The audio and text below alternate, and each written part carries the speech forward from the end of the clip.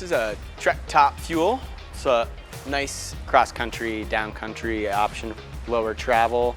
Really fun around the Front Range here where we are. This one's in pretty decent shape. We have found a few things going on with it. Namely, the chain is stretched, so we're gonna go ahead and replace that. The rear rotor and rear pads are worn, so we're gonna replace them as well. The brakes are feeling a little squishy, so I think we're gonna bleed the brakes and kind of make sure there's no air bubbles and we have a nice firm stopping platform for the next customer.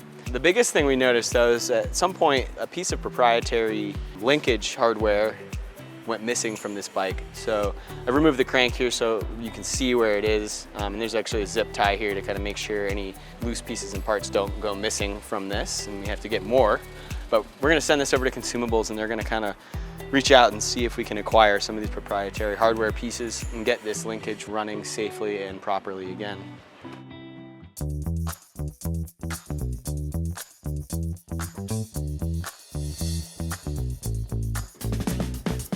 All right, so we've got this Trek Top Fuel in the stand now. I've got the Trek Top Fuel diagram pulled up. I'm looking at the parts that are missing. The first thing we're gonna need to source is this D-shaped nut here, number 1. Got that part number here, as well as this spacer. Not something we'd normally have on hand, so we're gonna have to look a bit and see what we can find as far as sourcing that replacement part goes. So looking online, unfortunately, not seeming to have any luck with sourcing this part. Some good news, we were able to find the part from a local retailer, but that does mean that we're gonna get to take a field trip and go pick that up. So let's go.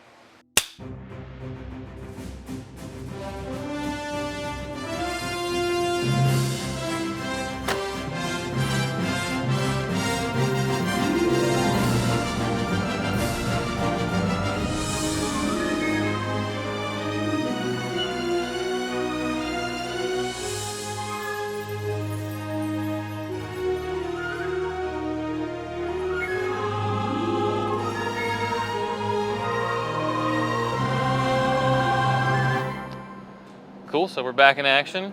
Just was able to go and pick up these parts that we need. Got the spacer, the D-shaped nut.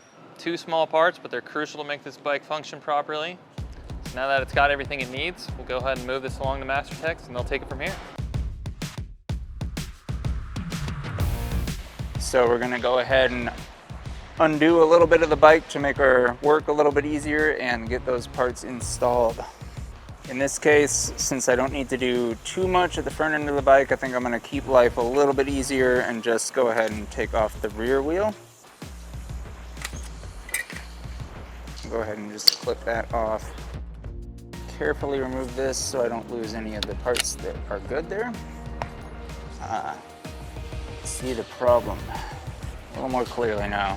Our old washer wasn't exactly gone, it was just broken. These little washers, they just kind of float in space, keeping certain suspension components away from each other so that everything rotates freely and doesn't bind. So I always like to put a little spot of grease on them before I reinstall, just to make sure they don't go anywhere.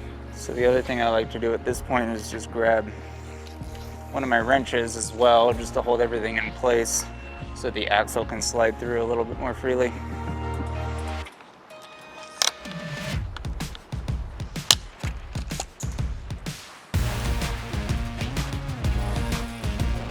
All right, that was a pretty easy fix for a difficult to find part.